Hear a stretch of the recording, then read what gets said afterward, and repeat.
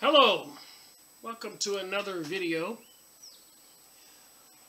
by Rick Miracle, me, in my series Freemasonry and Satanism, number 85, part 1 of a famous book which I've shown in previous videos, Morals and Dogma,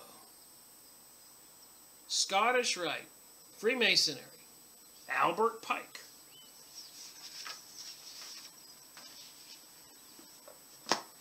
Here's a picture of Albert Pike.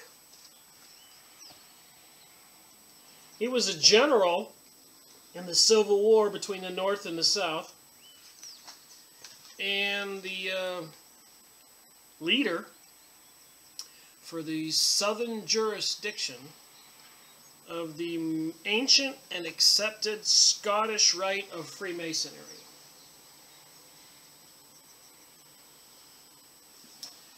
When I was in Maine, I noticed on the highway they had these blue signs about that big, like a dinner plate, and it said Ancient and Accepted Freemasons. So I suspect there's some kind of occult reason why they would be putting us on notice that they're ancient and accepted. It says it in this book, too. So accepted by who?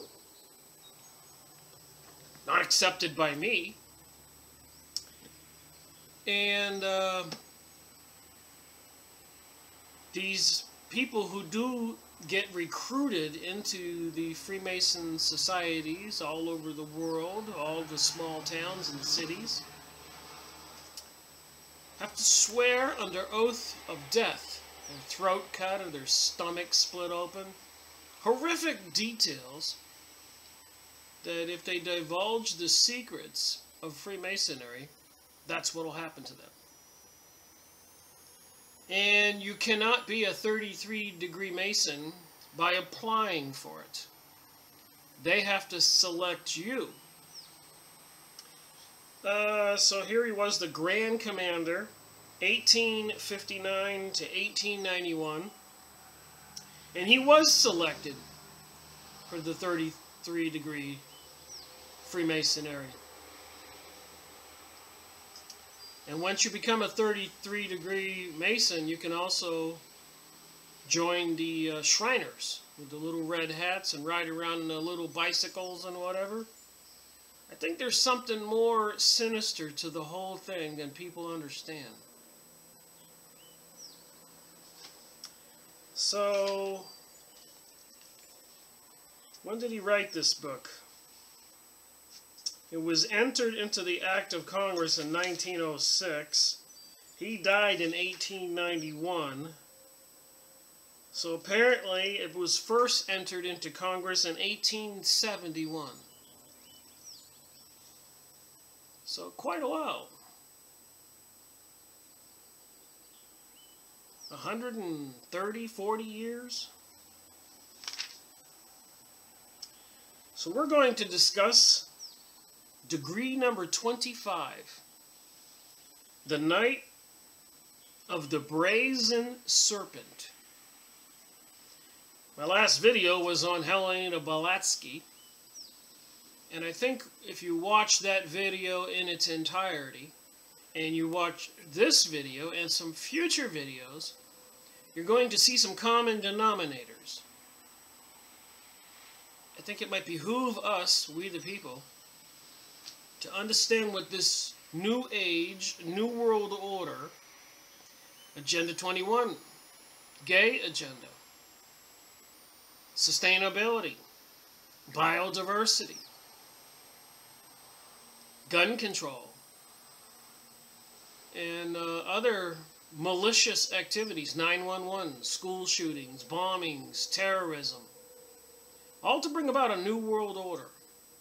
And who's behind all this? That would be these people. Remember, last year on Eurovision, which is like the American Idol program, Conchita Wurst won the contest, singing the song Phoenix Rising, with the words, "You can't stop us." Conchita Wurst was dressed on the head with long hair and a beard like Jesus, and a silky dress like a woman, and Conchita and Wurst are male and female parts, anatomy. And we continue to find this same theme in these gods of Hermes and other gods in the Freemason material and the secret doctrine from Helena Blavatsky, the Theosophist Society, which also created the Lucifer Trust Company in New York City, later to change to Lucas Trust. And Lucifer and Lucas both mean light. And they also now have an office right next door to the United Nations. The United Nations has a meditation room, seemingly with the occultic symbols, Kabbalah, witchcraft, Illuminati, Freemason. And we all know, we've heard the words from Bush, from the Pope, from Obama, from Clinton, from Gordon Brown of Europe, and from many others, Kissinger, a one world order. And if you know anything about the Christian religion, this is all prophesized. The mark of the beast. People will be chipped. And they seemingly are creating economic destruction. As Alan Greenspan said before Congress. You can look up what I say and verify what I say. Alan Greenspan, economic destruction. Look it up. They had hearings before Congress. They're intentionally destroying the economy in the USA and the world. Interestingly enough, I'm watching another video. And when, prior to World War II, from 1930 right up until 1939-40, when World War II started, Germany was on a rocket ship rise in the economy.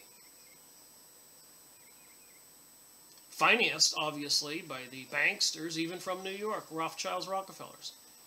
Germany was moving on up after World War I, when it was totally destroyed and saddled with so much financial debt it could never pay. Millions of people died, starved, and all that.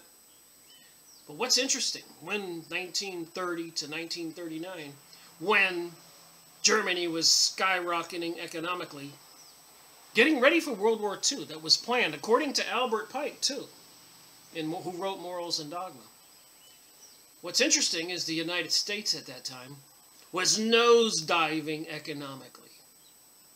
And the Federal Reserve was controlled by the Rothschild, Rockefeller, Chases, Morgans, the Illuminati. These people. So while they were taking the United States economically down like this, Germany was going like this. Does anybody think that was a coincidence? See, when they have the economic destruction, it also causes a lot of distraction. You're not watching what's going on over here because you're worried about what's going on over here. And these things are happening now. And World War III was said going to occur or needed to occur by Albert Pike, Morals and Dogma. So let me get to reading and this book and discussing some issues as I come across them. But first I notice on the Night of the Brazen Serpent, 435, page 435, I notice these two columns. One with the planet Eartha with it, with wings and a snake. And another column with the snake.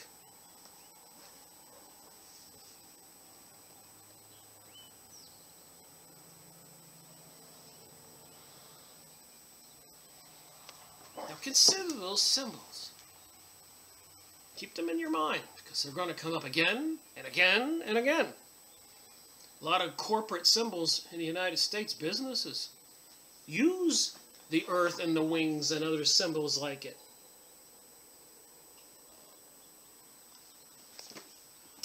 All right, the Night of the Brazen Serpent. This degree is both philosophical and moral. While it teaches the necessity of reformation, as well as repentance, as a means of obtaining mercy and forgiveness. It is also devoted to an explanation of the symbols of Masonry, and especially to those which are connected with the ancient and universal legend, of which that of Kar Om Abi is but a variation. That legend which, representing the murder or a death, and a restoration to life by a drama in which figures Osiris, and get this, Isis and Horus, Attis and Cybele, Adonis and Venus, and Cabrii, Dionysus, and many another representative of the active and passive powers of nature. Powers of nature. Would that be witchcraft? Taught the initiates in the mysteries that the rule of evil and darkness is but temporary, and that of light and good will be eternal. So when I mentioned Osiris, Isis, and Horus, they tell us that Isis is a huge threat in the Middle East right now. Is that a coincidence? Horus is represented by the all-seeing eye on the dollar bill. Is that a coincidence? And Osiris, of course, was Isis's husband and the father of Horus. And when Osiris was chopped up to many pieces, and Isis searched the world to find all the pieces, because Osiris's brother killed him and chopped him up, apparently, and distributed the pieces around the world. And Isis went in search of them and found them all, save one. The phallic unit. The penis. So there we have in our city squares all over the world, in front of the Vatican and everywhere else, an obelisk. That tall pointy thing downtown at your city park or city square. It represents Osiris' lost phallic unit. Odd? Meinonitis says, in the days of Enos, the son of Seth, men fell into grievous errors, and even Enos himself partook of their infatuation. Their language was that since God has placed on high the heavenly bodies and used them as his ministers, it was evidently his will that they should receive from man the same veneration as the servants of the great prince justly claim from the subject multitude.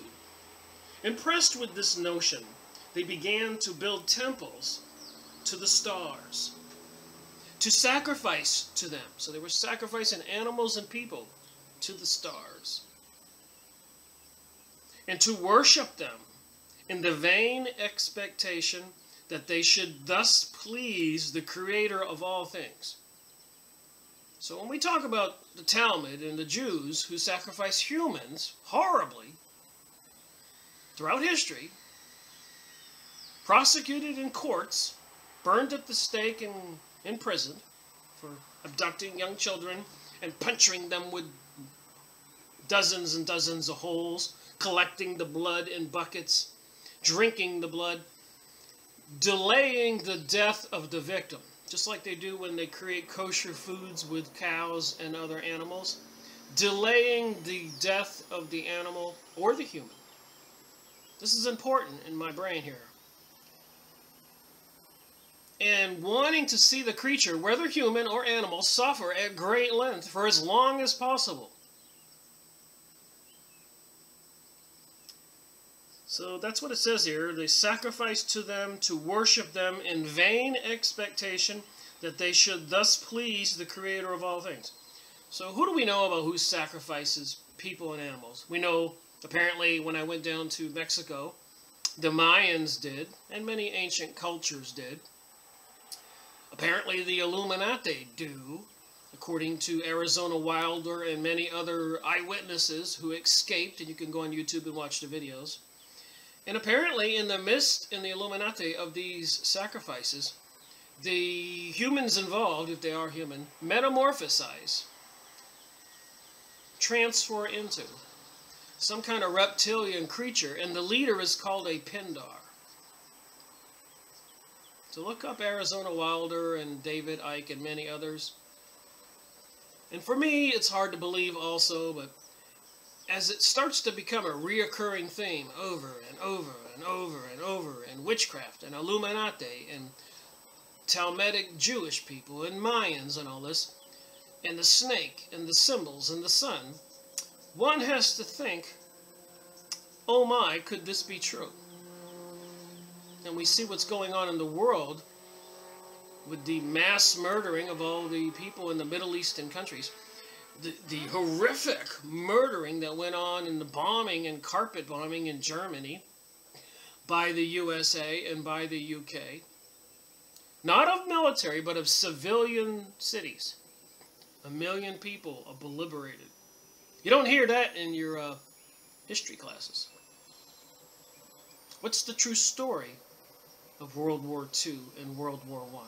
The Vietnam War, North Korea War, the invasion of Panama, Korea, the war between the North and the South in the USA, the revolution in France, the revolution in Russia.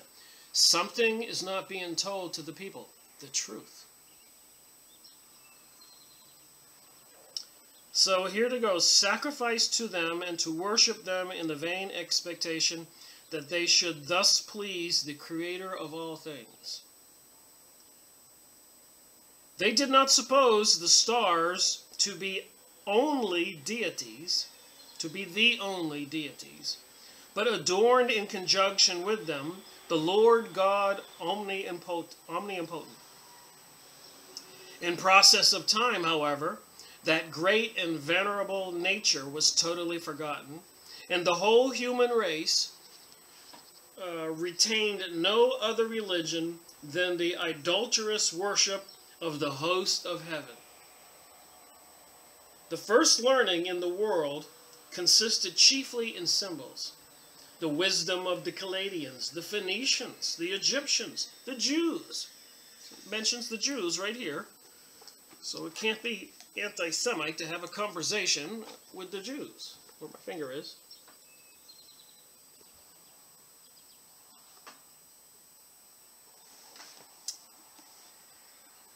Zoroaster, Sanchonathan, Persides, Cyrus, Pythagoras, Socrates, Plato, of all the ancients, this has come to our hand is symbolic.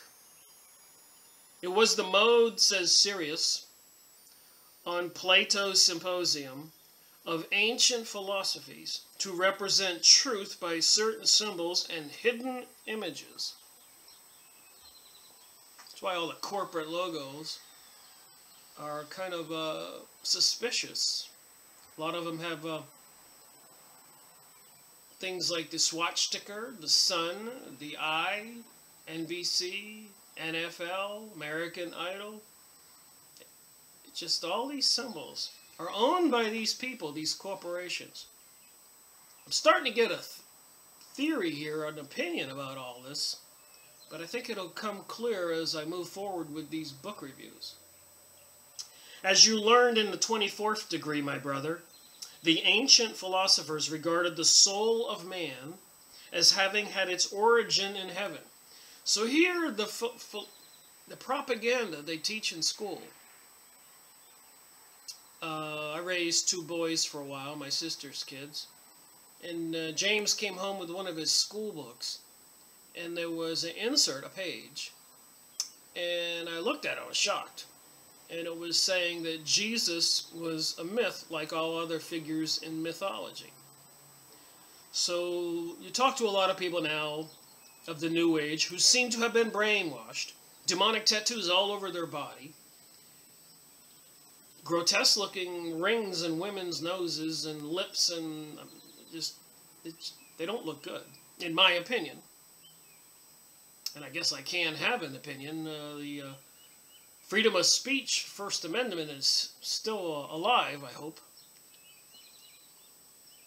So it says here, had its origin in heaven. So apparently, even to the Freemasons, there's a heaven.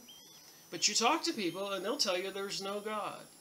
Jesus wasn't real. They believe the propaganda. That's why I do these book reviews and read from this stuff. That was, Microbus says, a settled opinion among them all.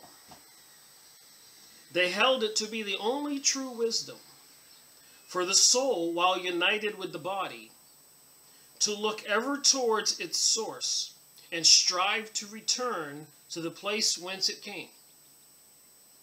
Among the fixed stars it dwelled, until seduced by desire of animating a body and descending to be imprisoned in matter. So apparently, if I understand this correctly, I believe I'm a spiritual being in this biological body, but according to these Masonic teachings, you're imprisoned in matter, is their theory. I think of it as a gift from God to come here and experience this reality. Just me. The means of return are to be sought for in itself. So apparently these Freemasons think that everybody should want to die and return back to your spiritual heaven. To reascend to its source, it must do and suffer in the body. Well, I guess I could go on and on and on about that, but apparently these people who control our world are causing all this suffering that we are all suffering from. Whether it's health issues or economic issues, war issues, terror issues, plague issues. If you check on the goings-ons of the people who run our world, they bring all this stuff about. Right now they're overly concerned with population, and they just really want to get rid of a lot of people instead of feeding them. Thus the mysteries taught the great doctrine of the divine nature and the longings after immortality of the soul, of the nobility of its origin, and the grandeur of its destiny, its superiority over the animals who have no aspirations heavenward. So if the Jewish Talmudic folks, which you can look up and verify for yourself, consider we non-Jews animals, and it is the Jewish people who are behind the Freemasons. We saw that earlier in the Freemasonic Bible and all the Blue Lodge material I went over, that the material in the Lodge handbooks is all targeted towards King Solomon's temple and symbols of ancient Hebrew knowledge and information. Yet again, that they have to swear under threat of death not to divulge this. So if they think that we're animals, then I suppose it applies that we have no aspirations heavenward, and apparently that's probably why they try to teach people there's no God, and that adultery and pansexualism, having sex with everybody and orgies and all that, is acceptable, but the Bible says it's abhorrent to God. So I just wonder, do people have a aspiration to go to heaven, or do they care? Me, I pray to God that I learn the truth and do the right thing to go to heaven, in Jesus' name. Because it says in the Bible, if you believe in Jesus, you will be saved. It says in Proverbs, it says, "He who seeks refuge in me, I shall be thy shield." And no, I'm not an over-religious man. To me, this is basic education, science. So if you have faith in God and depend on Him to protect you and take care of you, health, finance, everything, solve problems, then God will. people, in my opinion, need to learn that we as humans can't do it all. The material world is only temporary. Yes? No? But the spiritual realm is forever and has much more power than even these evil folks who run our world with their nuclear weapons and sky spraying and heart transmissions and trans-mesmerization and propaganda on TV, deceiving and programming the children and the humans all over the planet. The ones they're not killing. I know I go on here. But I'm reading this, and that's what it says. If they struggled in vain to express its nature by comparing it to fire and light, if they erred as to its original place of abode and the mode of its descent, and the path which, descending and ascending, it pursued among the stars and spheres, these were the accessories of the great truth, and the mere allegories designed to make the idea more impressive and, as it were, tangible to the human mind. Morals and Dogma. Albert Pike, 33 degree, Grand Commander, General for the South between the war and the North and South. Imprisoned after the war, by the way, but pardoned by the President of the United States of the North, because the President was also a Mason. First follow the soul in its descent. The sphere or heaven of the fixed stars was that holy region and those Elysian fields that were the native domicile of souls, and the place to which they reascended when they had recovered their primitive purity and simplicity. From the luminous region the soul set forth, when it journeyed toward the body, a designation which it did not reach until it had undergone 3 degradations, designated by the name of deaths, and until it had passed through the several spheres and the elements. All souls remained in possession of heaven and of happiness so long as they were wise enough to avoid the contagion of the body and to keep themselves from any contact with matter. So they say your soul was happier as long as you didn't get caught up with the temptation of matter and become a human. Huh. But those who, from their lofty abode, where they lapped in eternal light, have looked longingly toward the body and toward that which we here below call life, but which is to the soul a real death, and who have conceived for it a secret desire. Those souls, victims of their capriciousness, are attracted by degrees toward the inferior regions of the world by the mere weight of thought and that of terrestrial desire. The soul, perfectly incorporeal, does not at once invest itself in the gross envelope of the body, but little, by successive and insensible alterations, and in proportion as it removes further and further from the simple and perfect substance in which it dwelt at first. So they say we integrate our soul into these bodies very slowly, according to this material. And again, many people you talk to just don't believe in God anymore. But they'll go along with the New Age, pansexuality, and I hate to keep using that as an example, but it's going to be talked about in these materials I go over. And if you look up a picture of the devil or Conchita Wurst, they are half man, half women.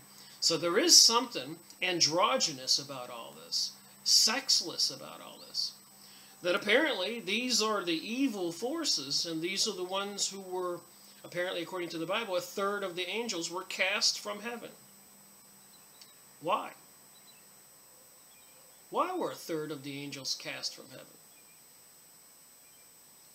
It first surrounds itself with a body composed of the substance of the stars. And afterwards, as it descends through the several spheres, with ethereal matter more and more gross, thus by degrees descending to an earthly body, and its number of degradations or deaths being the same as that of the spheres which it traverses.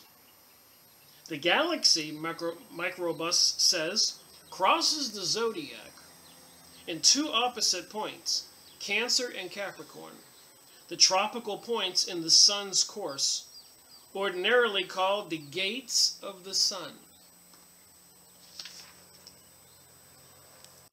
All right, moving on. Page 438.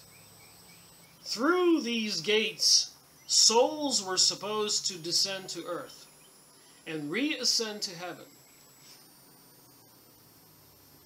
Makes you wonder about CERN, the portals to another dimension they're trying to open. CERN in Geneva, the particle collider, whose logo is 666, and a statue of the multi-armed Shiva, the goddess of destruction, out front.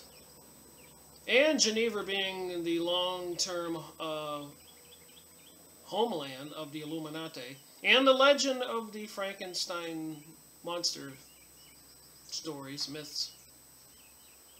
One Microbus says, in his dream of Scopia, was styled the gate of men. So these gates that the souls went through, one was called the gate of men, and the other the gate of the gods.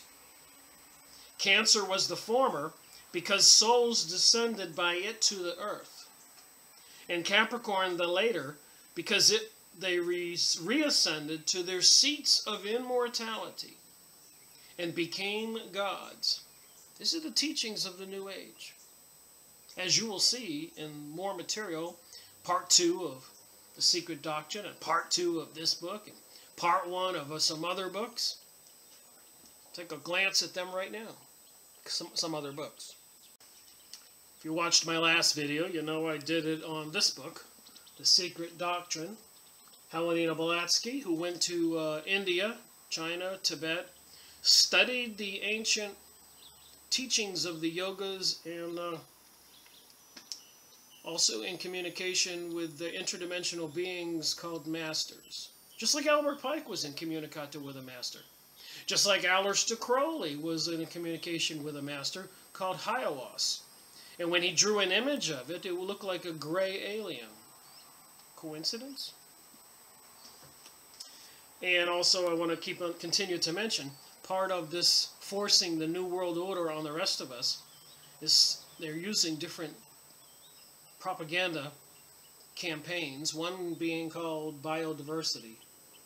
Basically, they want to make most of the world off limits to we humans and get people to be in the big cities for some kind of New Age reality.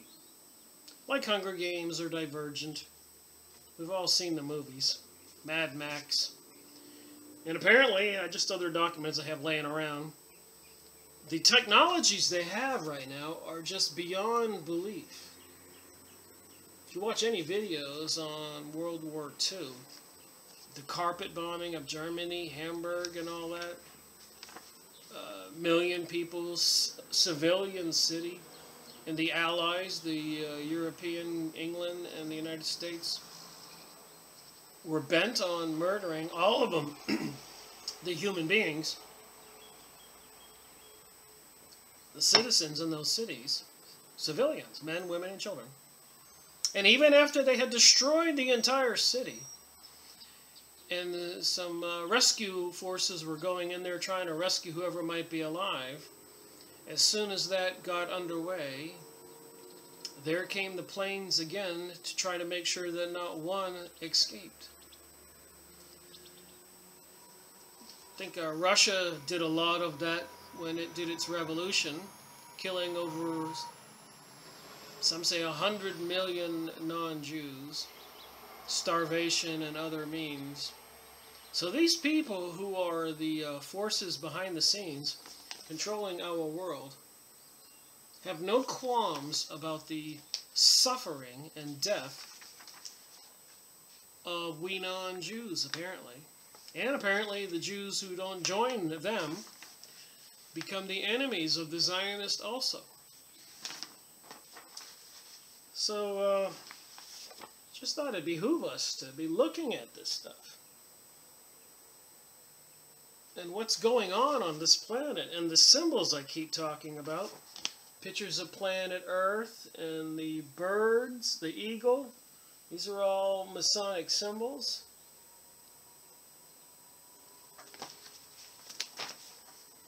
The stars. Space systems will be targets. Technology, political, economic, and military. I'm just saying, when I read this material about these people who are in control of our government and major corporations and educational institutions, like when I went over the secret societies, we discovered the Yale College with the Skull and Bones, where they get these people to be in charge of most everything. Secretary of States, in charge of the wars, generals, presidents, senators, representatives, leaders of businesses and banks. It's these people. And according to Tom DeWeese, Agenda 21 is the wrenching transformation of America.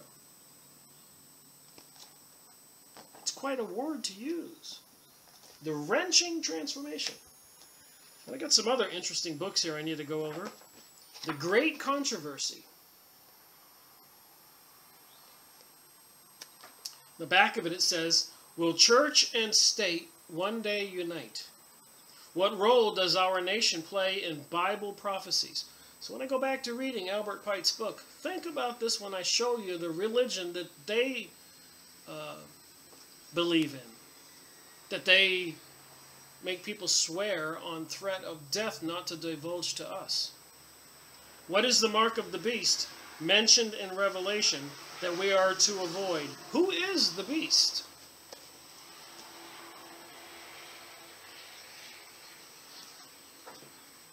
I got 2 copies of that. The back of this one says, how close are we to Christ's return? Who and what is the Antichrist? What is the great delusion? How can we avoid being fooled by it? That's why I do these videos. I think, by and large, a little education goes a long ways. Here's a book I can't wait to read. The Plot Against Christianity.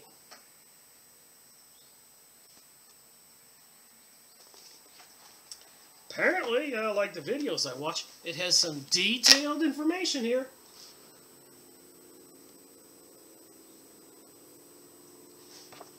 So it won't be Rick telling you.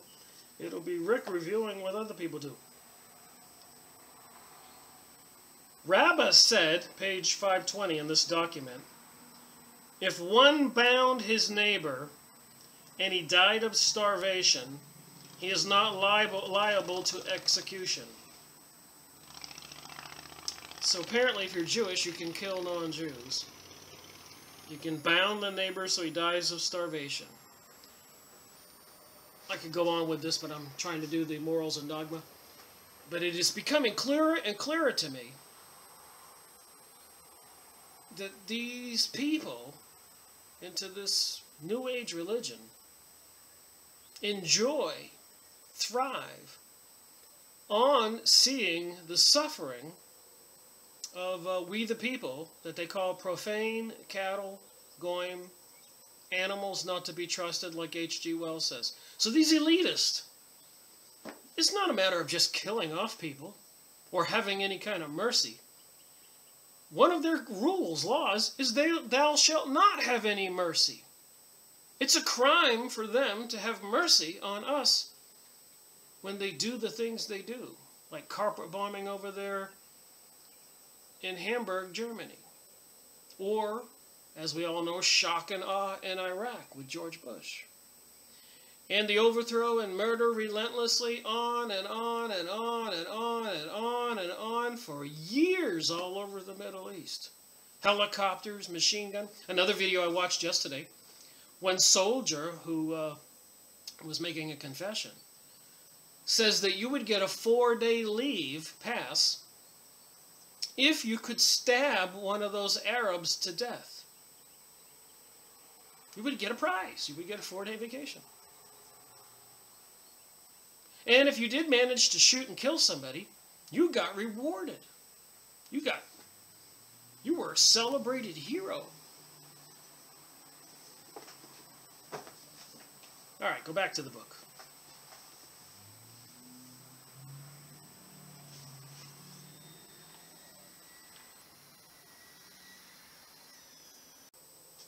All right, we left off where I said, because by it they reascended to their seats of immortality and became gods. Until they left the galaxy, they were not deemed to have commenced to descend toward the terrestrial bodies. The soul descending from the celestial limits, where the zodiac and galaxy unite, loses its spherical shape, the shape of all divine nature.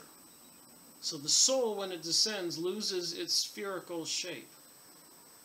Now I'm reminded of those UFOs people are seeing and reporting even on MUFON, where they look like orbs. Orbs are spherical shapes, right? Orange orbs, red orbs, bright light orbs. Is that what humans look like when they're not in the body? So when they descend, they lose their spherical shape, the shape of all divine nature. And it's lengthened into a cone. That would be the aura maybe surrounding my body right now, if you could see auras. As a point is lengthened into a line, and then an indivisible monad before it divides itself and becomes a duad, or dual. This is unity becomes division, disturbance, and conflict. Now, I'm not saying to believe what I'm reading in this book. I'm saying that you should hear what's written in this book and use your common sense and your God-given brain and formulate your own opinion.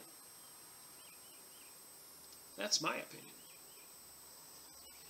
They assemble, says Plato, into the fields of oblivion, to drink there the water of the river Amelius, which causes men to forget everything. If souls, says Microbus, carried with them into the bodies they occupy all the knowledge which they had acquired of divine things during their sojourns in the heavens, men would not differ in opinion as to the deity. The highest and purest portion of matter, which nourishes and constitutes divine existence, is what the poets term nectar, the beverage of the gods. The ancients symbolized it as the river Lethe, dark stream of oblivion. How do we explain the soul's forgetfulness and its antecedents, or reconcile that utter absence of remembrance of its former condition with its eternal immortality? So why is it that me, Rick, here, and you watching this video likely, can't remember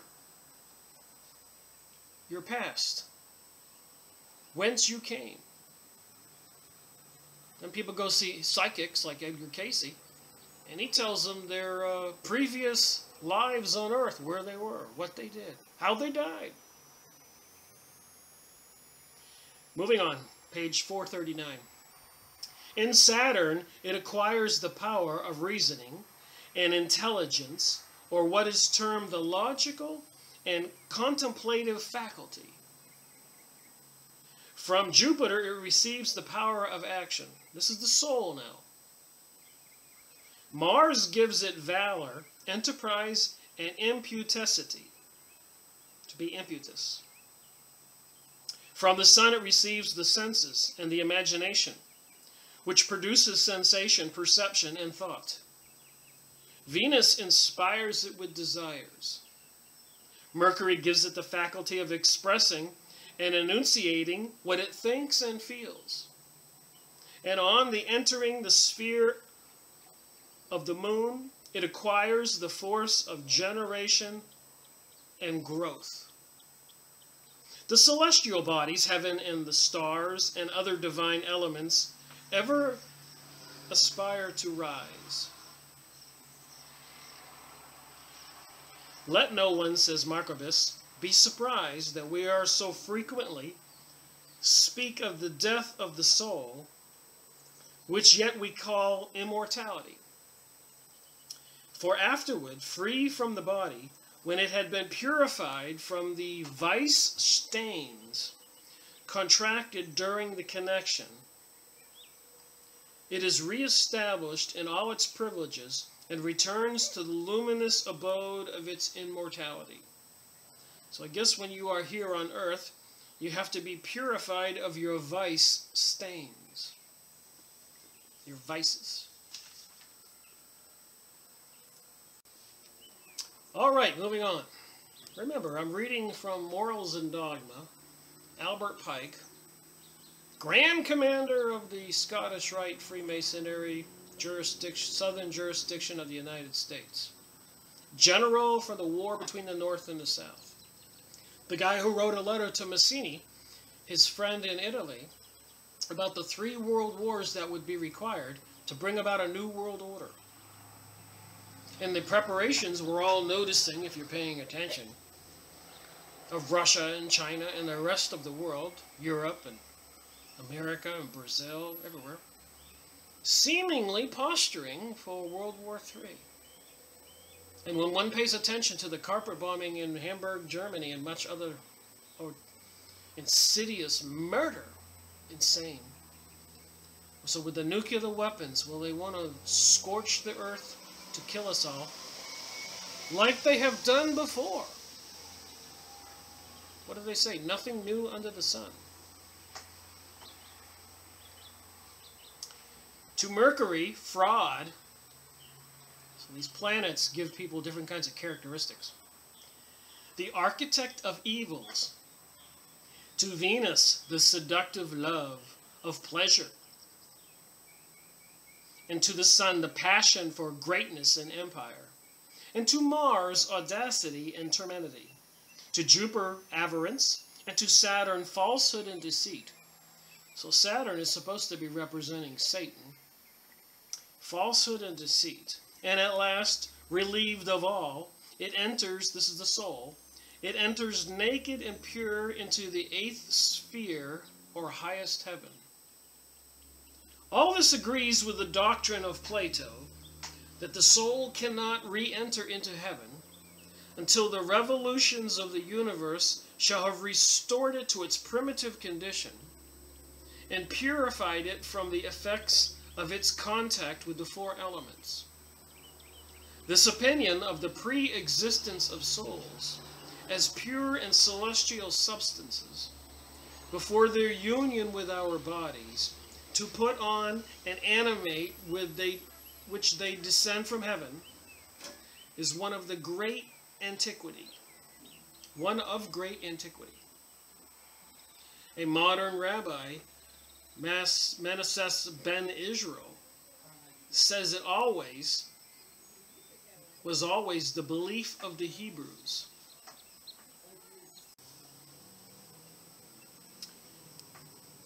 It was that of most philosophers who admitted the immortality of the soul, and therefore it was taught in the mysteries. For as Lantanius says, they could not see how it was possible that the soul should exist after the body if it had not existed before it, and if its nature was not independent of that of the body. The same doctrine was adopted by the most learned of the Greek fathers and by many of the Latins, and it would probably prevail largely at the present day if men troubled themselves to think upon the subject at all, and to inquire whether the soul's immortality involved its prior existence. Some philosophers held that the soul was incarcerated in the body by way of punishment for sins committed by it in a prior state. Others believed that God, of his mere will, sent the soul to inhabit the body. The Kabbalists united the two opinions. They held that there are four worlds: Aziluth, Bairth, Jezereth, and Azith. All souls are originally in the world Aziluth, the supreme heaven, abode of God and of pure and immortal spirits. Those who descend from it without fault of their own, by God's order, are gifted with divine fire, which preserves them from the contagion of matter and restores them to heaven as soon as their mission is ended. Those who descend through their own fault go from world to world, insensible, losing their love of divine things and their self-contemplation until they reach the world Azith, falling by their own weight. This is pure Platonism, clothed with the images and words peculiar to the Kabbalist. It was the doctrine of the Essenes who, says Porphyry, believes that souls descended from the most subtle ether, attracted to bodies by seduction of matter. The Gnostics made souls ascend and descend through 8 heavens, in each of which were certain powers that opposed their return, often drove them back to earth when not sufficiently purified. The last of these powers, nearest the luminous abode of souls, was a serpent or dragon. Page 441. In the ancient doctrine, certain genii were charged with the duty of conducting souls to the bodies destined to receive them, and of withdrawing them from those bodies. So over here in Western culture, the United States, Europe, we think of things as demons and angels, etc. But apparently the Arabs and all that, they call them genies. So they were charged with conducting souls to the bodies destined to receive them, and of withdrawing them from their bodies. So what do we believe? That's what the point of these book reviews I'm doing. When apparently, according to my observation of the alternate news and Main Street news too, like the girls playing with a Ouija board in Ohio, I think, and becoming possessed and having to be taken away in straitjackets. There seems to have been a rash of that lately. A lot of people are getting into the dark occult. And even one guy over there in China, a lot of people were freaking out, but one guy described it as some black spiritual beings, dark energies, trying to inhabit his body. Now this is documented throughout history. I've got the book. That's my psychic research bookcase behind me. I've got volumes of books, and we're going to go over that stuff. About seances and people talking from the beyond and all that. People seeing people who died and stuff like that. It's recorded throughout history. It's in the Bible. It's everywhere. There's no disputing that knowledge, except to ignorant people on planet Earth who don't bother to try to understand anything, whom a lot of people call zombies, who are under mind control, and all they want to do is watch Family Man and other stuff that's detrimental to the brain, I think. Sit there in the couch and drink beer and only worry about their personal self and not caring about all the Arabs and other people being murdered. I'll bet they'll be surprised when the whole problems comes to their doorstep, and they'll wonder why they weren't ready for it. When they go, oh my God, what happened? How did this come about? It's as plain as the nose is on our faces if we bother to look. Jade Helm 15, putting troops and equipment all across the United States last year. Computerized software running diagnostics. I guess they're testing the software. When the computer's going to make decisions whenever they actually do the event they're going to do. And probably drones will go to red targets, people who are a threat to the New World Order state, and take them out. Just try to make sense of it all.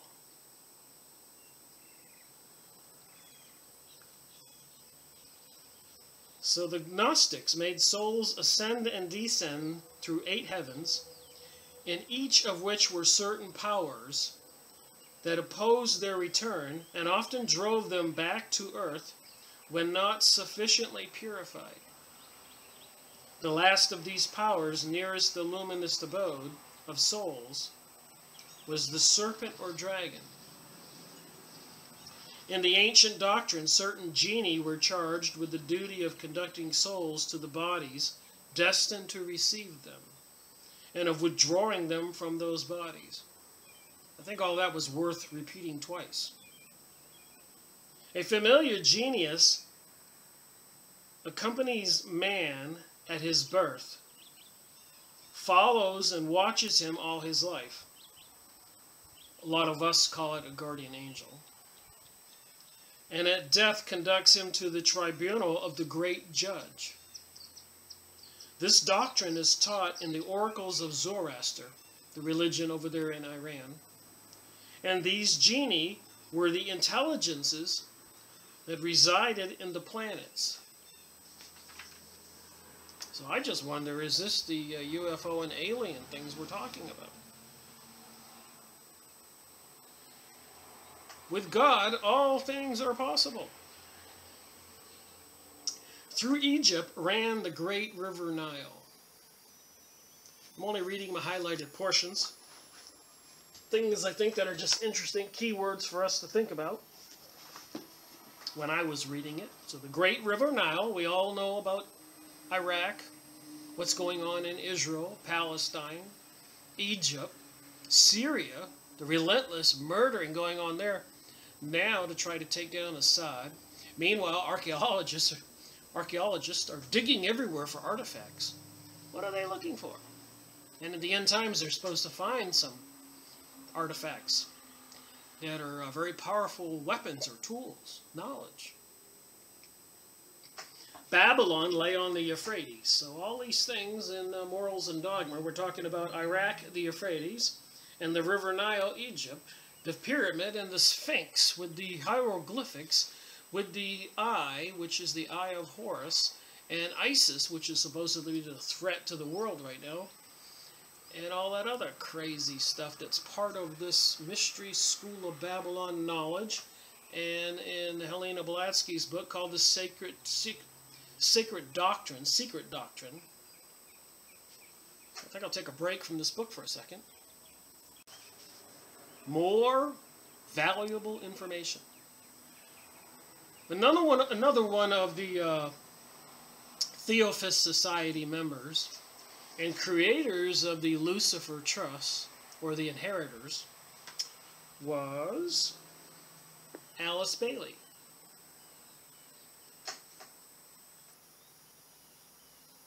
Letters on Meditation.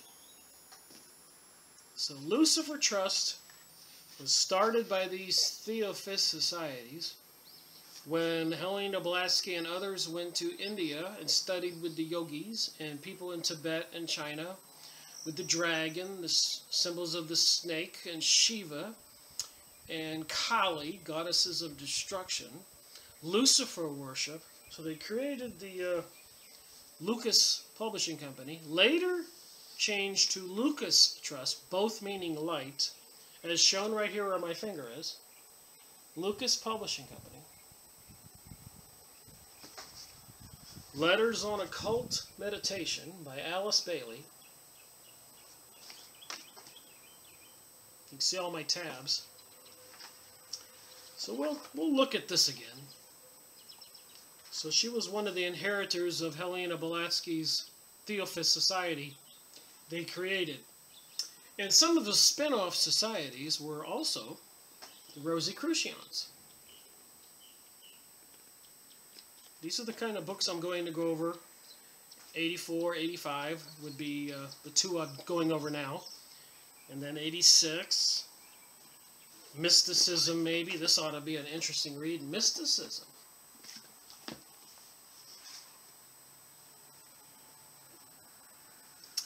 I'll just read one little... I just opened it randomly. Mysticism. From God. Where did you find God? When I forsake all creatures. Where have you left God? In pure hearts and in men of good will. The Master asked, what sort of man are you? I am a king. Where is your kingdom? My soul is my kingdom. Right there on the top. So, promises to be interesting. The Zohar, one of the books of the Jewish folks, with apparently some sinister material in it. The source of Kabbalistic wisdom.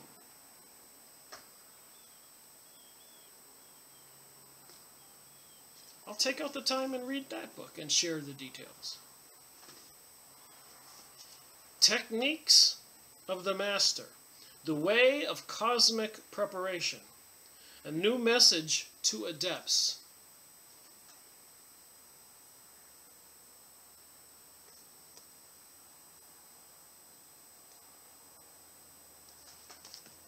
The Master points the way to the disciple. On the bottom there.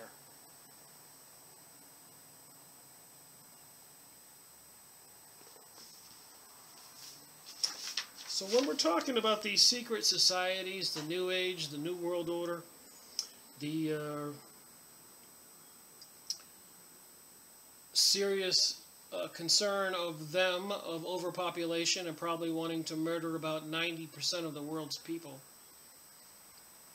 sustainability, biodiversity. So anyways, the techniques of the Master, you're not going to believe this. Grand Master of the Rosicrucian Order for Great Britain. That's what this book is. See, it right, says it right there. Rosicrucian material. The Way of the Disciple. Remember, this is what they do with the skull and bones and George Bush and John Kerry, putting them in caskets naked, and they have to tell all their all-sexed history and desires. And then they have to wrestle in mud naked with other men as part of their initiation. This is a Rosicrucian. Look how innocent and nice they make it look.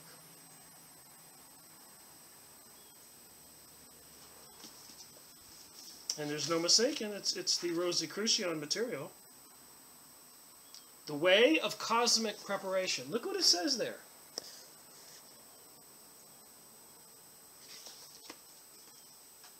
And again, my point is if you talk to people these days, they don't want to be concerned about the murdering going on in the Middle East. Millions and millions of people just being machine gunned and murdered and bombed and poisoned and starved to death. They only want to worry about their myopic little world, and as long as they're happy. They don't want to believe there's a God because they believe the cartoon characters on some of the shows, whether it's Homer Simpson or The Family Man and the other shows, that is their God, I guess. And if people don't wake up and realize we all have the power to communicate with God, in my case, Jesus' name, but I'm not going to speak for the Muslims or the other people of other religions that are good people, even the Jewish people who haven't turned towards the dark side, the Zionists and the Kabbalists and the people in the witchcraft and Hollywood and money and the banks A lot of good Jewish people have written books and tried to warn us. Go look up Zionism and images on Yahoo image site. And many Jewish people are protesting with big banners and posters and books. Henry Macau, PhD, Jewish author in Canada, wrote the book, Illuminati, the Cult That Hijacked the World. Rabbi Marvin Antelman, I keep going over, to eliminate the opate. Opate means believing in God. Because they fear it if you talk to God and ask God for things to stop the evil. Because God does. You know, you think I'm getting here on a rant of religious teaching. I'm not advocating any particular church or religion. Just that there are evil forces who want you to not believe in God. I'm aware of the Peruvian shamas. I've got the books. I'll show you one. Ancient religions in Peru. So apparently one shama, when some professor from a university in North America went down there, wanted to know about their world and taking the drug ayahuasca, however you say that word, right here. Well, when you take this drug, you have visions. Just like with the American Indians with peyote and heroin and opium in the Middle East, your body's able to enter this other dimensional world. And some people make paintings or drawings of what they see. Which is interesting. To me, anyways.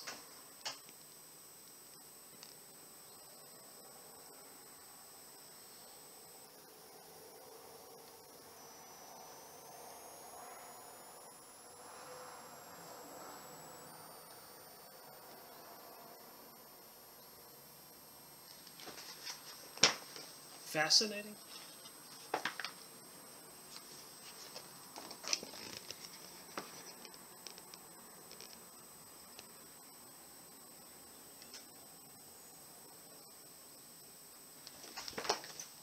So what is this reality?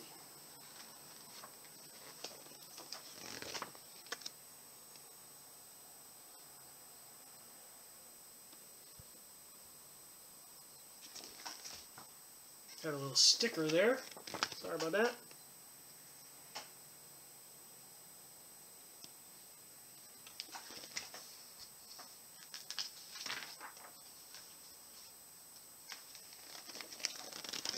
Looks like some kind of huge fantasy, doesn't it?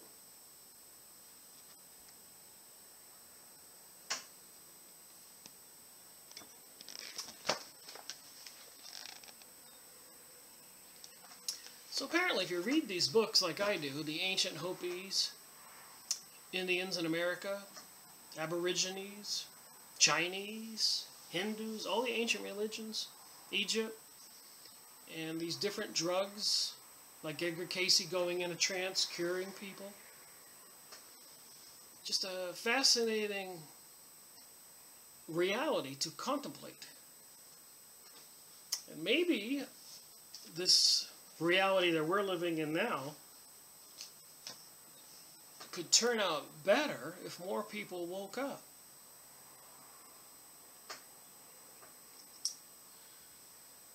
To the Ancients, page 442. As yet inventors had no astronomical instruments, looking at the heavens with the eyes of children. This earth was a level plain of unknown extent. So the ancients thought the earth was flat because that's all they could see. That it was a globe or anything lived on its undersurface or on what it rested, they had no idea. So the people back then didn't have any idea if people lived under the surface of the earth or what the earth rested on. They only could see the one view of the knowledge they had, according to this book. This necessity for light and its actual creative energy were felt by all men. and nothing was more alarming to them than its absence. It became their first divinity. So back then they worshipped the sun, which came and rescued them from the night, the darkness, which they feared, because I guess animals could probably attack them and eat them, and other things. Light was Osmod, adored by the Persians, and darkness Aramin, the origin of evils. Light was the light of the universe, the friend of man, the substance of the gods and of the soul. The sky was to them a great, solid, concave arch, a hemisphere of unknown material, at an unknown distance from the flat earth, and along it journeyed in the courses the sun, the moon, the planets, and the stars. The sun was to them a great globe of fire, of unknown dimensions. Remember, back then they worshipped the sun as they had a sun cult. Not everybody. Those when the days and nights were equal, in the vernal and autumnal equinoxes, that when the days were longest were the summer solstice, and that when they were shortest, the winter solstice. With the vernal equinox, at about 25 March, or on our calendar, they found that they were unerringly came soft winds and the return of warmth. So as the sun went to the furthest north in winter, that's a solstice. When it crosses the midway line, back to spring is an equinox. And when it goes to the furthest point south, or where it gets warmer in summer, that's a solstice. And when it starts to go into fall and it goes into the middle point, that's an equinox. So solstice, equinox, solstice, equinox. I emphasize the solstice, winter and summer, and then the midpoints in spring and fall. Because if you go look up witchcraft holidays, you're going to find out that's when they have them. And during the witchcraft Illuminati holidays, they do abduct people and sacrifice them to death to the gods to obtain certain outcomes. FYI. That's why I'm going over this material. And why you can go look up witchcraft holidays on your computer in about 10 seconds and verify what I said. Look at why they made Jesus' birthday on December 25th. Think about it. December 21st is the solstice. The death. The sun goes to the furthest point where the earth is getting cooler. Then it rests for 3 days. 1, 2, 3, 4. And then it starts to come back towards spring. On the 25th, it rises. Jesus was born on the 25th. Coincidence? And then Beltane, May Day, May 1st. Same thing, March 25th is an equinox. And they have the Beltane, the demonic holiday, 4 or 5 days later, for several days. Coincidence? You're going to notice this. A lot of the events and catastrophes and murders and mayhem on Earth happen on these witchcraft Illuminati, Mystery School of Babylon, ancient religion holidays. Huh. And it talks about sacrificing in these books. I wonder if people are going to love the New Age and the New World Order. Pansexuality, transgenderism, androgynous creatures. I'll bet that's next. People will get operations so they can actually be both sexes. That'll be the epitome of the Babylonian teaching and the ancients crazy, you think? Just using my God-given brain, thinking. I just want to find out why they're doing what they're doing. Why did they have World War I and World War II? Why are they planning on World War III? Why are they causing economic destruction in the United States right now? Why do they talk about the dollar crashing, the stock market crashing? Why are they building FEMA camps, buying 450 hollow point bullets, having exercises like Jade Helm, putting drones across the United States, executive orders for more gun control, propaganda, spying on us, sky spraying, HAARP systems, threats of plagues, threats of earthquakes, global warming, global cooling, depopulation, sustainability, biodiversity, etc., etc., etc. I could go on and on. Black and whites being forced to be fighting each other, young and old, men and women, straights and gays, immigration, Mexicans against the workers, jobs going to China, Muslims, Arabs, Ukrainians, Russia, China, Korea, Cuba, the suffering going on in Venezuela, Syria right now, the destruction going on because they've lowered the gas prices. Even American oil companies are going broke. They're doing another one of those crashes. Remember, I said at the beginning of this video, prior to World War II, Germany was on the rise. Like, Israel was on the rise right now. And the rest of the world was crashing and burning like it is right now. So before it was Germany on the rise, and now it's, and the United States and the world was economic destruction, suffering. Now it's the big corporations and the elites in Israel on the rise, and the rest of us are all suffering. You think it's a coincidence? Or is it pre-planned, preparing people for desperation and distraction? With the autumnal equinox comes ripe harvest, and fruits of the trees and vine and falling leaves. The cold evenings presaging wintry frost, and the principle and powers of darkness prevailing over the light, drove the sun further to the south, so that the nights grew longer than the days. And as the winter solstice, the earth was wrinkled with frost. The trees were leafless, and the sun reaching the most southern point in his career. So they're calling the sun his career. Seemed to hesitate whether to continue descending, to leave the world to darkness and despair, or to turn upon his steps and retrace his course to the northward, bringing back seed time and spring, green leaves and flowers, and all the delights of love. Albert Pike, Morals and Dogma.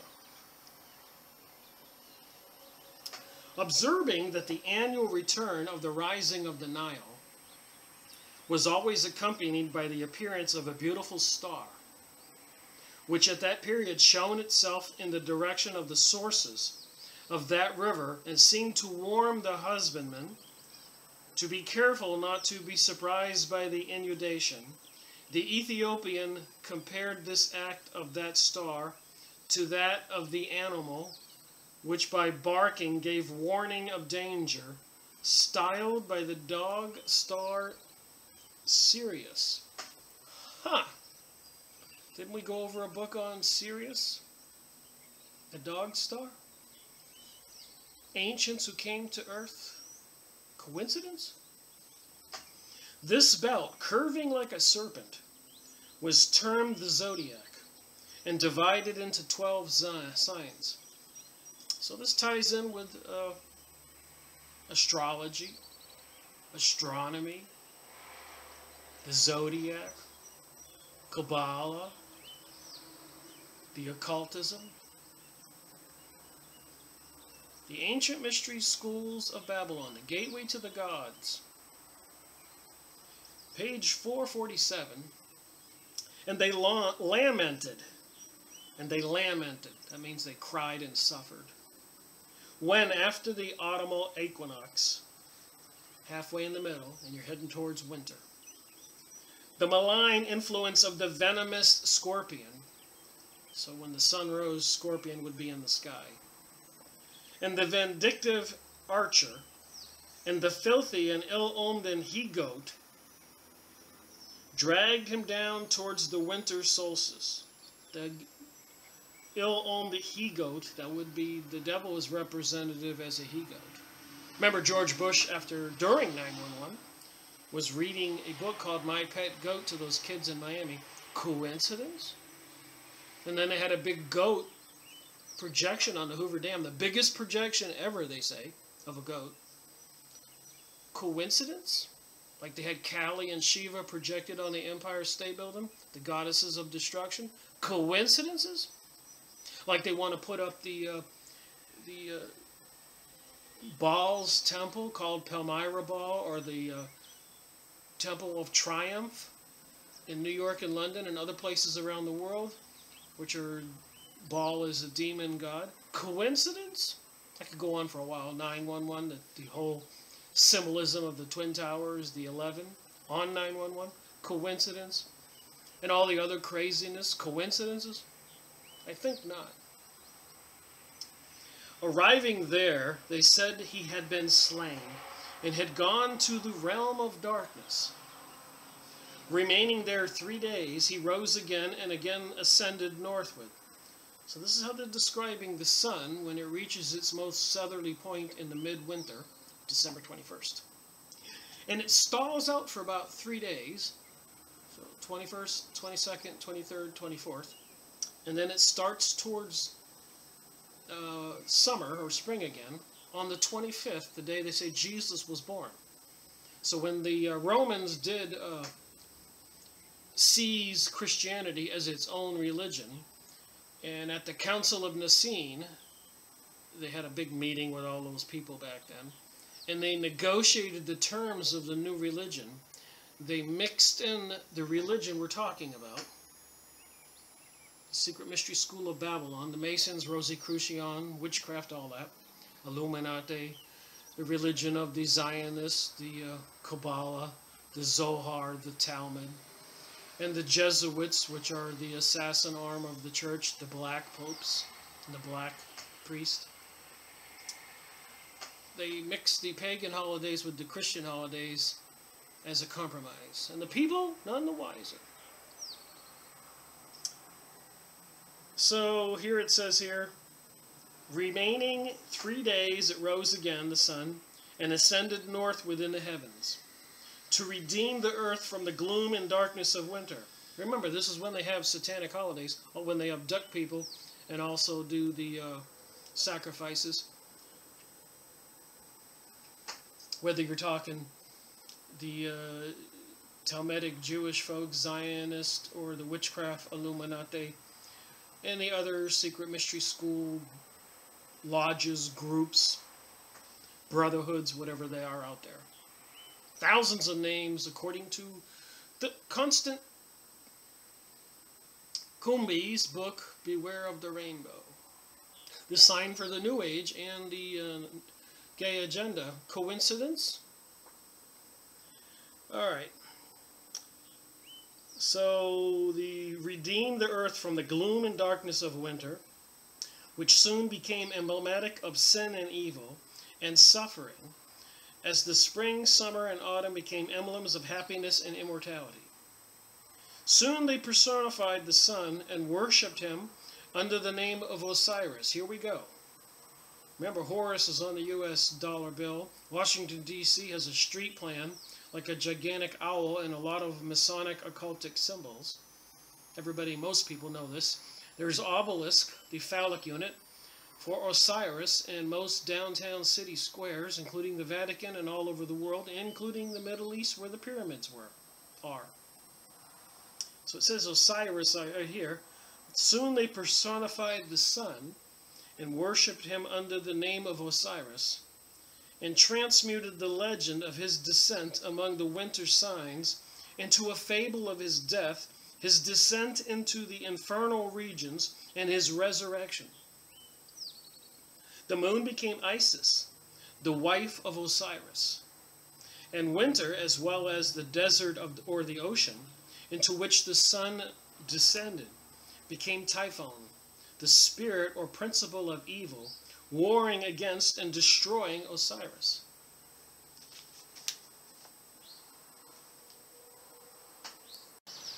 All right, the rain stopped, and I can go back outside and finish this video in a more suitable environment for material such as this. Page 448. From the journey of the sun through the 12 signs came the legend of the 12 labors of Hercules and the incarnations of Vishnu and Buddha. Look at, they're tying the Greek hero Hercules with the Hindu and the Chinese deities Vishnu and Buddha. Interesting. Hence came the legend of the murder of Kurum, representative of the sun, by the three fellow crafts, symbols of the three winter signs, Capricornus, Aquarius, and Pisces, who assailed him at the three gates of heaven and slew him at the winter solstice. The celestial Taurus, opening the new year, was the creative bull of the Hindus and Japanese, breaking with his horn the egg out of which the world is born. Remember, this is the religion of the New Age. They want to destroy Christianity. Has long been one of the aims of the Masonic Freemasons. I've gone over it in previous books, and we'll look at it again. That one magazine of the Scottish Rite called The New Age. Hence the bull Apis was worshipped by the Egyptians and reproduced as a golden calf by Aaron in the desert. Golden calf. Remember, it was when Moses rescued the Hebrews from Egypt as slaves, and then he went up to mountain to see God and get the 10 Commandments, the 2 tablets. He came back, and the Hebrews, the Jews, had gathered together all of the gold they had and created a golden calf and were worshiping it. So they were worshiping this mystery school of Babylon religion. Hence the cow was sacred to the Hindus. Hence from the sacred and beneficial signs of Taurus. And remember, there's a big bull out in front of the stock market. Coincidence?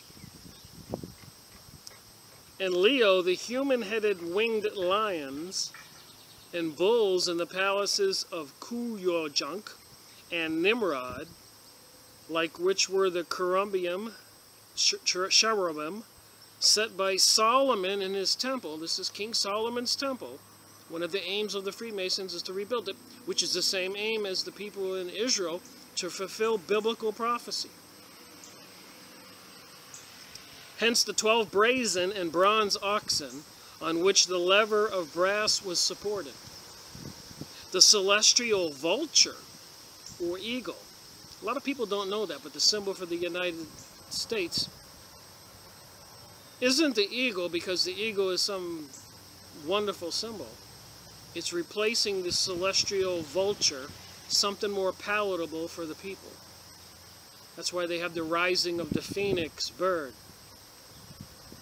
Setting with the scorpion was substituted in its place, in many cases on account of the malign influences of the latter, and thus the 4 great periods of the year were marked by the bull, the lion, the man, Aquarius, and the eagle, which is called the great vulture, which were upon the respective standards of Ephraim, Judah, Reuben, and Dan, and still appear on the shield of the American Royal Arch Masonry.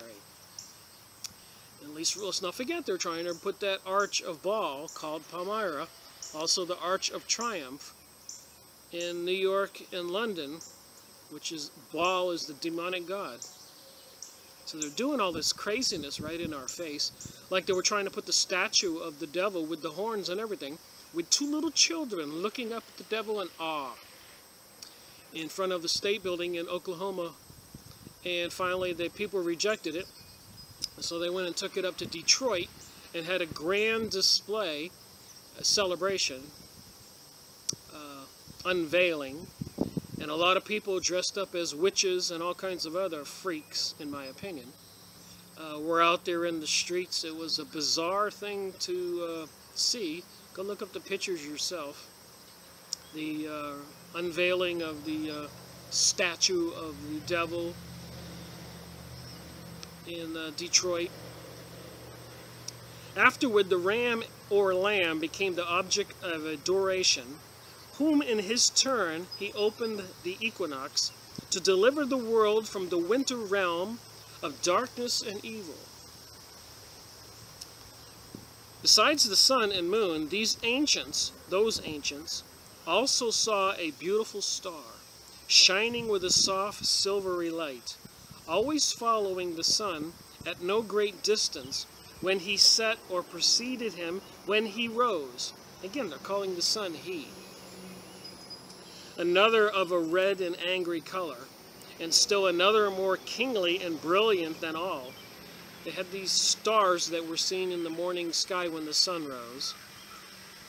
Early attracted their attention by their free movements among the fixed host of heaven, and the latter by his unusual brilliancy and the regularity in which he rose and set.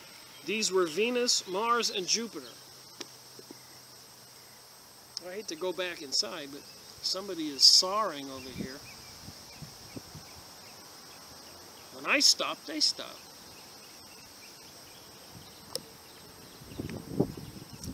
Over the angels of the latter ruled a king, Osiris or Osmud. Enlightened, intelligent, creative, and beneficent. Over the fallen angels and evil genii of the former, the demons or divas of the subterranean empire of darkness and sorrow, and its stars ruled also a chief. So here we are in Morals and Dogma, the secret mystery school of Babylon religion. Albert Pike is talking about fallen angels, evil genies, demons, divas, subterranean empire of darkness and sorrow. So what do most people probably think the aliens and UFOs are? In Persia at the later day, it was the serpent which personified Ahriman, was the evil principle of the religion of Zoroaster. The consequences is what is termed the precession of the equinoxes, by means of which the sun is constantly changing his place in the zodiac at each vernal equinox, so that now the signs retaining the names which had 300 years before Christ, they and the constellations do not correspond. So here, even Albert Pike is acknowledging Christ, Jesus. The sun being now in the constellation Pisces, when he is in the sign Aries. The annual amount of precession is 50 seconds, and a little over 50 degrees. 50 seconds. So they divide the circumference of the equinoxes, and it'll say it more clearly here in a second. The period of a complete revolution of the equinoxes is 25,856 years. The precession amounts to 30 degrees, or a sign in 2155 years. So each sign, like when Jesus was born, at the beginning of the age of Pisces, changes in 2155 years, and now we are entering the age of Aquarius. So that as the sun now enters Pisces at the vernal equinox, he entered Aries at a period of 300 years BC. So I'm thinking if the actual age of Pisces was before Jesus' birth, here Albert Pike is saying 300 years BC, and 2155 is the period between each zodiacal sign. So splitting the difference 150 years before Christ and adding 2016 to that, I suppose we are definitely in the beginning of a new period of Aquarius. Hence all these crazy predictions about the world being destroyed and being reborn, as in Conchita Wurst's song, The Rising of the Phoenix, with the words, "You can't stop us." And all the other crazy stuff we're all aware of going on in the world. It bewilders most people. In Taurus, 24.5 BC, in the division of the ecliptic, now called Taurus,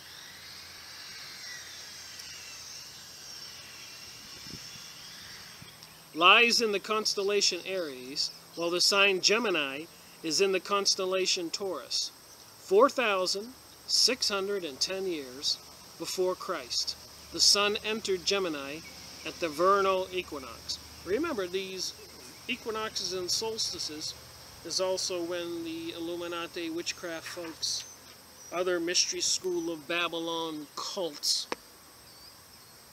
that they, under threat of death, they have to keep secret. It's when they have their human sacrifices and animal sacrifices. And of course, at other times, when they want to bring about events to please the gods so they can receive something or have something occur. Like the destruction of Russia before the Russian Revolution.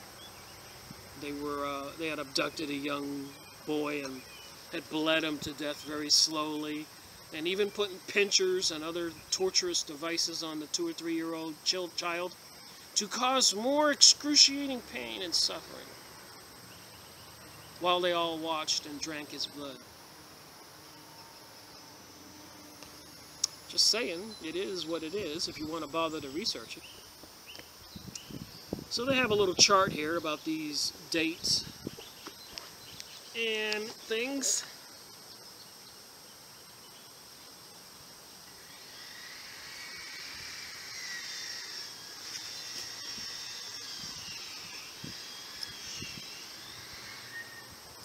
From confounding signs and with causes came the worship of the sun and the stars. So they think the sun and the stars are these gods and the moon, and they sacrifice animals and people and have their holidays to these things. So because of the helical rising of Sirius preceded the rising of the Nile, it was deemed to cause it.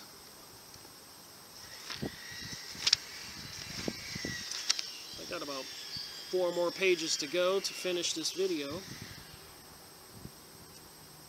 The year then opened with the sun in Taurus, and the multitude of ancient sculptures, both in Assyria and Egypt, wherein the bull appears with lunette or crescent horns, and the disk of the sun between them, are now direct allusions to the important festival of the first new moon of the year. And if we're all aware, you know, they're saying there's this incoming body called Nibiru the Destroyer, a second sun or whatever, and they picture it as a sun with 2 horns on each side. It looks like a crescent. So you think that's a coincidence? Is there more going on than most people are aware? The answer to me is yes. And there was everywhere an annual celebration of the festival of the first new moon, when the year opened with Sol and Luna in Taurus. David sings, "Blow the trumpet in the new moon, in the time appointed in our solemn feast day, for this is a statute unto Israel, and the law of the God of Jacob." The reverence paid to Taurus continued long after, by the procession of the equinoxes. The Chinese still have a temple called the Palace of the Horned Bull, and the same symbol is worshipped in Japan. And all over Hindustan, The Chimbrams carried a bronzed bull with them as the image of their god when they overran Spain and Gaul, and the representation of the creation by the deity in the shape of a bull breaking the shell of an egg with his horns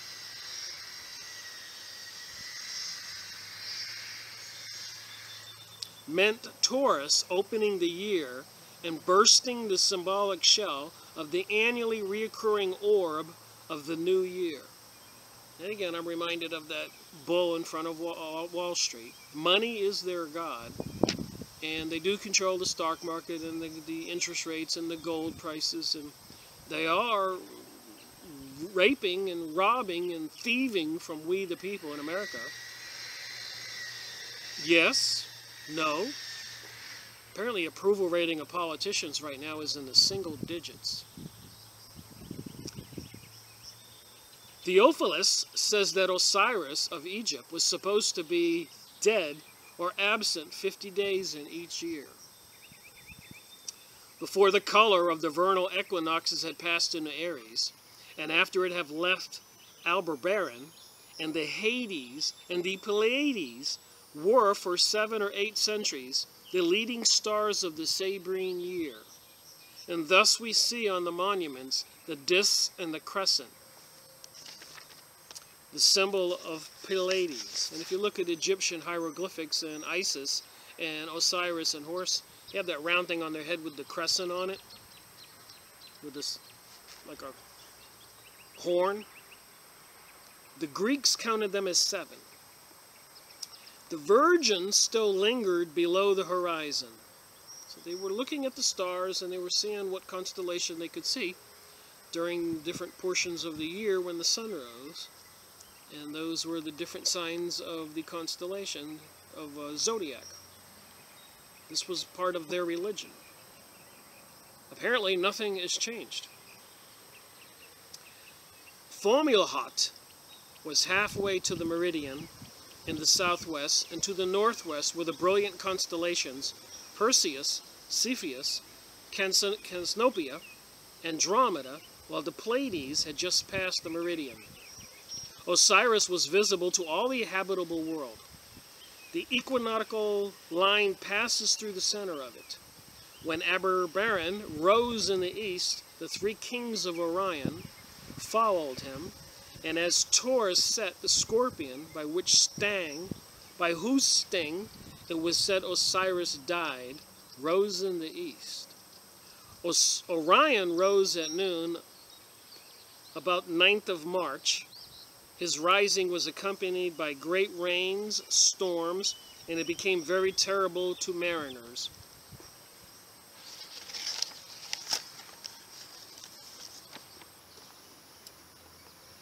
Sirius is apparently the largest and brightest star in the heavens. When the vernal equinox was in Taurus, he rose helically, that is, just before the sun, when at the summer solstice, the sun entered Leo at about the 21st of June, 15 days previous to the swelling of the Nile. In the zodiacs of Essene and Deandra, and in the most of the astrological remains of Egypt, the sign of this constellation was a beetle, a scarabus, which thence became sacred as an emblem of the gate through which souls descended from heaven. In Leo are the splendid stars Regulus, directed on the ecliptic, and Dinabola in the lion's tail. Southeast of Regulus is the fine star Cor Hydrae. Big bee tried to land on my hand. The combat of Hercules with the Nomanian lion was his first labor. It was the first sign into which the sun passed, after falling below the summer solstice, from which time he struggled to reascend. The Nile overflowed in this sign. It stands first in the zodiac of Deandra.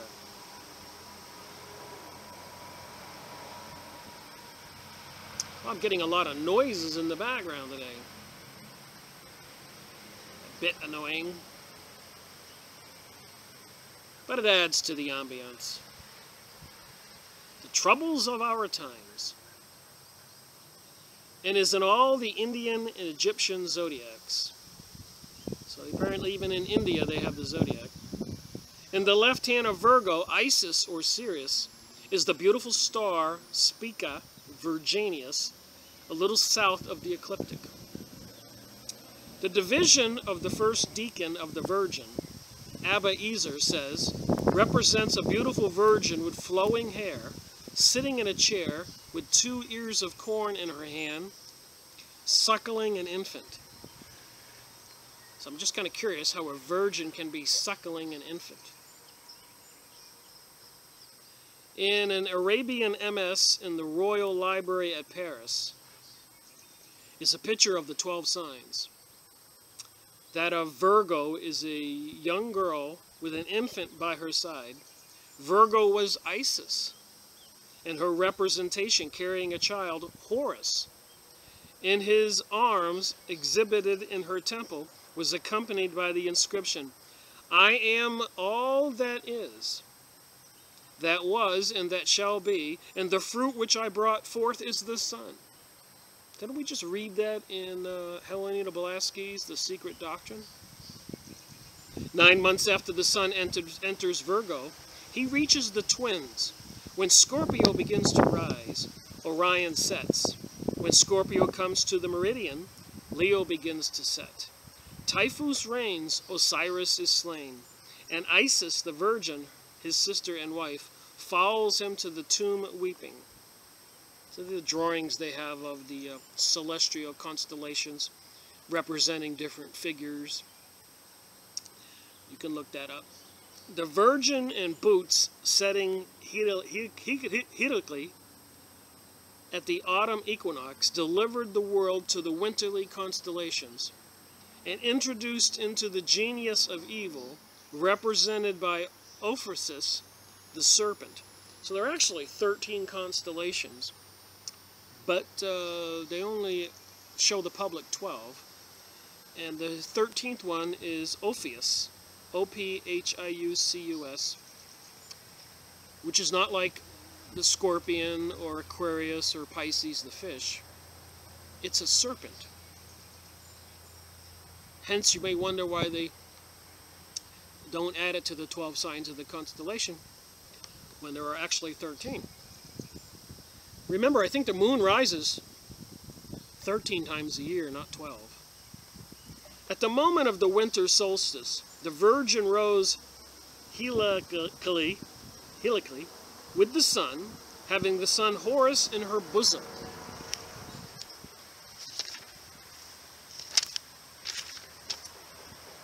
Two more pages. I get a little worn out reading and a little annoyed with the background noises. But I do like being outside doing this. Page 456. In Scorpio, Antares of the first magnitude, and remarkably red, was one of the 4 great stars. This sign was sometimes represented by a snake, sometimes by a crocodile, but generally by a scorpion, which last is found in the Mithric monuments in the zodiac Deandra. So the god Mithra was the ancient god of the Romans. And apparently that's one of the gods they think is coming back. I got the books. It was considered a sign accursed in the entrance of the sun. Into it commenced the reign of Typhon. Typhon is the one who supposedly killed Osiris and cut his body parts up and threw them all over the world, where his wife Isis went in search of them and found them all except for one, the phallic unit. Hence we have obelisk in our city squares. Crazy? How many people know this stuff? If they did know, what would they do? Like George Bush said, if the people knew what we have done, they would come running down the streets of Washington with pitchforks and lynch us all. And George Bush Sr. wasn't the only one to say that. Woodrow Wilson said, remember, he's talking about these people. There is a mysterious government running things, and if you speak in condemnation of them, you better speak below your breath where nobody can hear you. FYI, just saying. What's up? In Sagittarius, Aquarius, there are no stars of importance. Near Pisces is the brilliant star Fomalhaut. No star in the zodiac is considered more malignant, get this, influence than this. So they consider this brilliant star Fomalhaut, listen to me now, near Pisces, is the more malignant influence than this. There's nothing more malignant than this. And Jesus is represented by the fish's Pisces. So the people of this religion, if I'm interpreting this correctly, see is considered nothing, no sign in the zodiac is considered more malignant influence than this.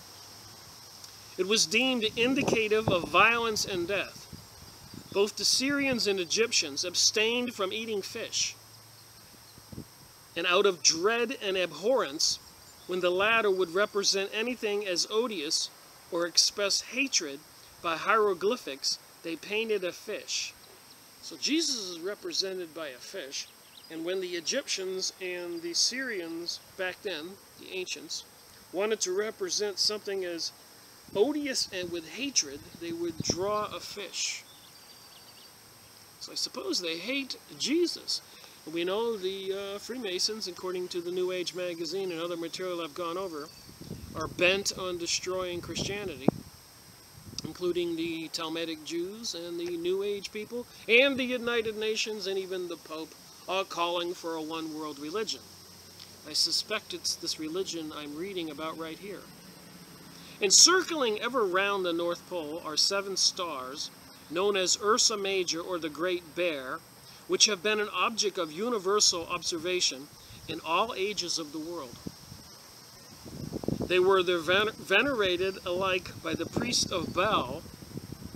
That's that temple they're trying to put up in New York and London, the temple of Baal, the demon god, the Magi of Persia, the shepherds of Chandra, and the Phoenician navigators, as well by the astronomers of Egypt.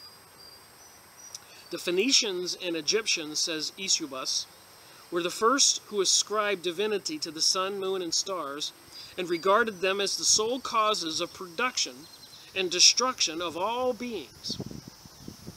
The Hebrews looked beyond the visible world to an invisible creator.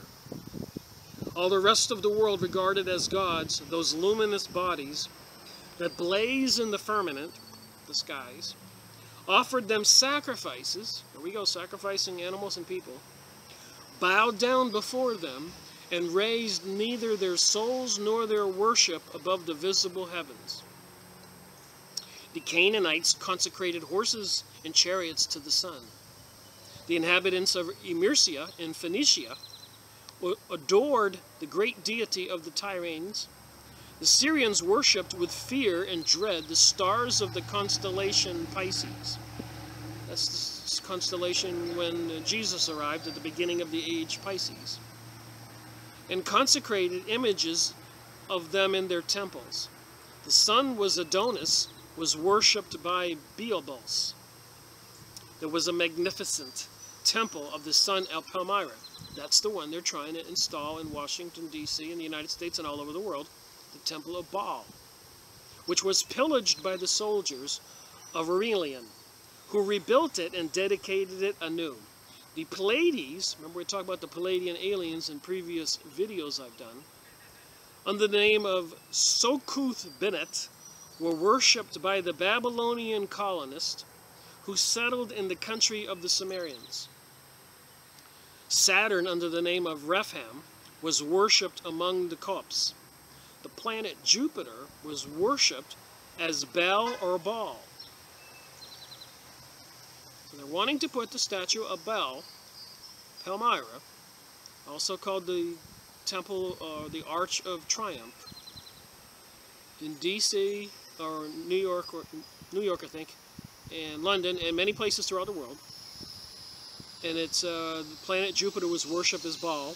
Mars as Moloch. Remember in the Bohemian Grove, they have a big owl named Moloch and a big fire in the bottom of it, where our presidents and other leaders of the country have been photographed. They have a gigantic fire and throw a baby into the fire, called the cremation of care. The men dress up in long robes naked and import gay men to have satanic ritual sex. Venus as Astaroth, or Astarta, and Mercury as Nebo, among the Syrians, Assyrians, Phoenicians, and Canaanites. All this stuff is coming together. I guess it's going to come more together as I read and add my commentary and knowledge.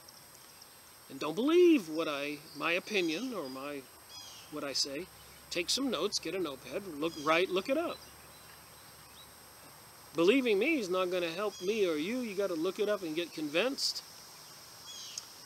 Sanchonian says, the earliest Phoenicians adored the sun, who they deemed sole Lord of the heavens, and honored him under the name of Bel Simon, signifying King of Heaven. They raised columns to the elements of fire, air, and wind, and worshipped them. And Sabianism, or the worship of the stars, flourished everywhere in Babylonia. The Arabs, under a sky always clear and serene, adored the sun, moon, and stars. The Saracens, in the time of Heraclius, worshipped Venus, whom they called Kabar, or the Great, and they swore by the sun, moon, and stars. Sarahista, an Arabic author, says that the Arabs and Indians, before his time, had temples dedicated to the 7 planets. Abu Fargaris says that the 7 great primitive nations from whom all others descended, the Persians, the Chaldeans, the Greeks, the Egyptians, Turks, Indians, and Chinese, all originally were Sabiist and worshipped the stars. They all, he says, like the Chaldeans, prayed turning towards the North Pole 3 times a day at sunrise, noon, and sunset, bowing themselves 3 times before the sun. Well, I've got more to go, believe me, just on that 125th degree, the Night of the Brazen Serpent in Morals and Dogma, Albert Pike's book. And thank you for watching my video. I hope this stuff is, information is entertaining and informative. Rick Miracle reporting.